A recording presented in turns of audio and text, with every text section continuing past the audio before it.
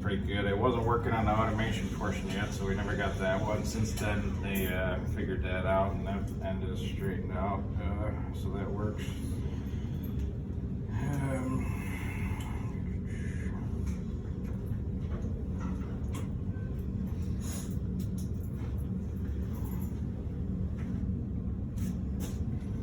So we had all of the float lights lit up. Pump 1 fail. Pump 2 showed it running.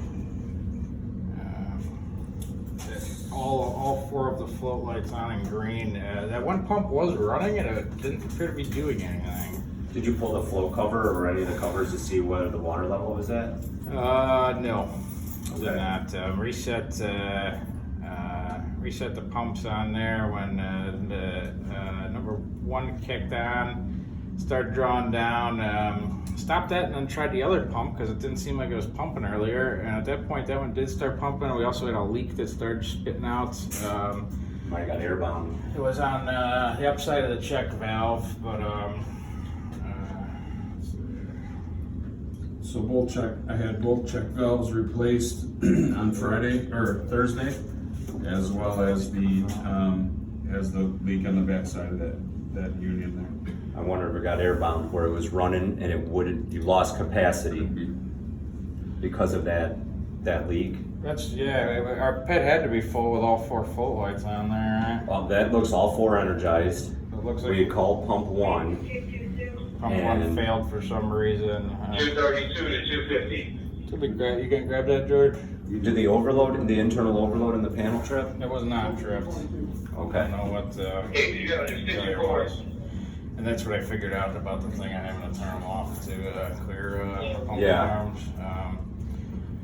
Yeah, So that's what we did. the reduced capacity and the pump 1 not pumping, my guess would be airbound Yeah. with the leak. And then pump 2 for some reason just wasn't moving any.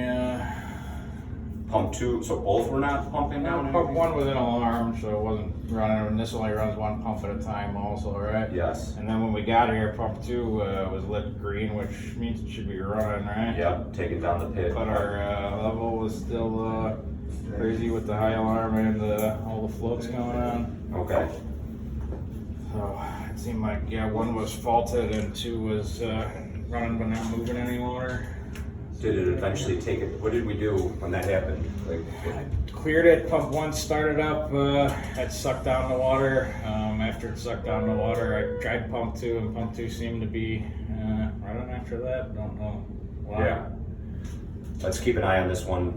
If it does run into that alarm again, we'll come out and run through it again. Yeah. That's the only thing that I could think of what our issue was with pumping capacity, it being airbound.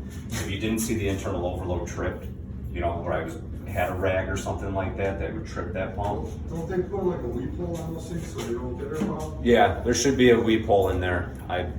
It could have been a check also. You Like said a you quarter-inch weep hole. He had both of the checks replaced after that too, so I don't know if they were both working or Yeah, was stuck if there was on an it. issue Because with pump number 1 check wasn't closing unless unless number 2 kicked, or unless you hit it, to release the flapper, or if number 2 kicked on, it would jolt it enough to shut it.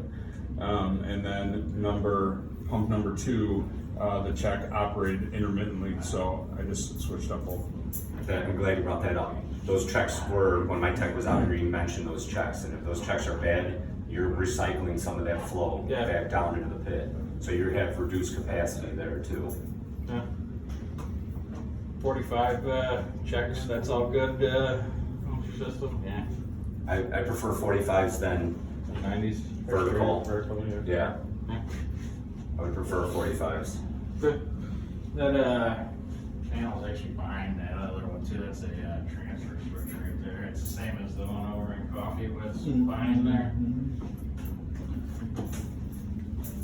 Yeah, as I mentioned before, only one pump will operate here too. Job numbers, again, bottom right corner, red tag or the orange tag, lets us know what we need to go back at the shop. If any alarms come back with this pit, I'd like to know about it. I'll leave my card here. So this one's tied in the automation now? Correct. Okay. Tested, working it. Looking at his pipe or a little, duplex ejector with the room number 009 on it. Okay. Okay, there's nothing yet, but all the way.